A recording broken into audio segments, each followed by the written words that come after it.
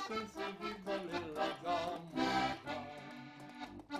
Ani bych mu lepit nedala, jen jako růžu vyhopořila.